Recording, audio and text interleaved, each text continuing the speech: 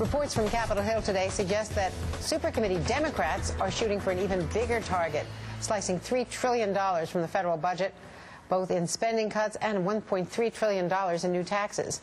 We're joined now by Texas Republican Congressman and Deputy Whip Kevin Brady. Thanks, Congressman. Thanks so much. Well, initially, reaction from the Speaker was not so good. That, in fact, he was not impressed. He did not think that was, quote, a reasonable number. What's your reaction? You know, I think more importantly than the number is the composition of this.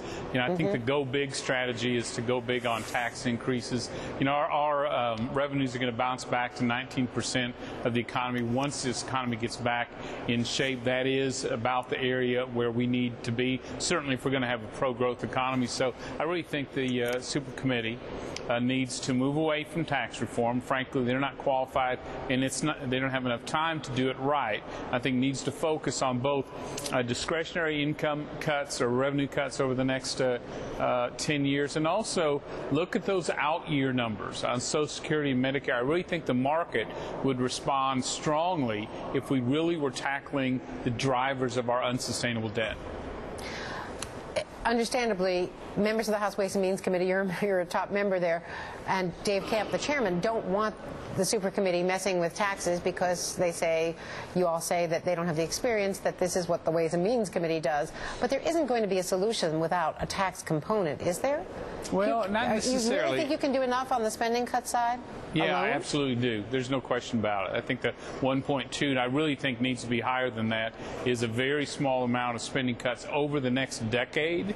And if you tie at least that amount of spending cuts with some real reforms on Social Security and Medicare that both parties want, you know, yeah, I think that's the right recipe. And our thought is, look, you know, if they could do tax reform and do it right in this timetable, fine, but frankly, most members of the Supercommittee don't have the knowledge, frankly, or the expertise to do it. There are reports confirmed by NBC News that Republican members of the Supercommittee are talking about tax reform as a component, and in particular, as much as $200 billion in more revenue by broadening the tax base. Does that appeal to you? Well, it depends what that broadening entails. Obviously, I think right now too many of the committee have been stuck on, you know, energy, taxing U.S. energy companies or corporate jet owners, silly things. If they've got a serious plan that broadens it responsibly, you know, I think members will look at it. But I can tell you in the House, tax increases themselves are a non-starter.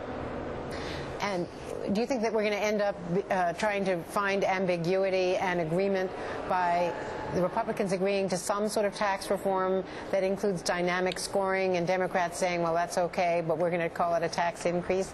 Agree to disagree, but essentially come up with a compromise? You know, I hope at the end of the day we end up with the full recommendation, the $1.5 trillion from the committee. I hope they're responsible cuts. And again, I just think we're not asking a whole lot given this deficit crisis. I really, beyond the numbers this decade, it's Social Security and Medicare, preserving them for the long run. I think it really is what members of Congress, I think the markets are going to look closest at. They ought to focus there.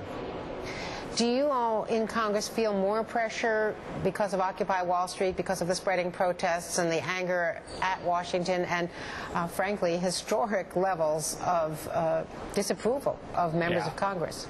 Not from Occupy Wall Street, frankly. It's hard to figure them out.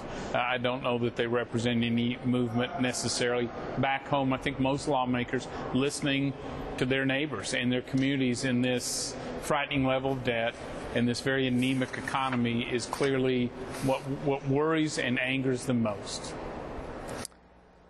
Thank you very much. Thanks, Thank you, Congressman Andrea. Brady. Thanks for having Thanks for being with us. And up next, the Politico briefing, unlikely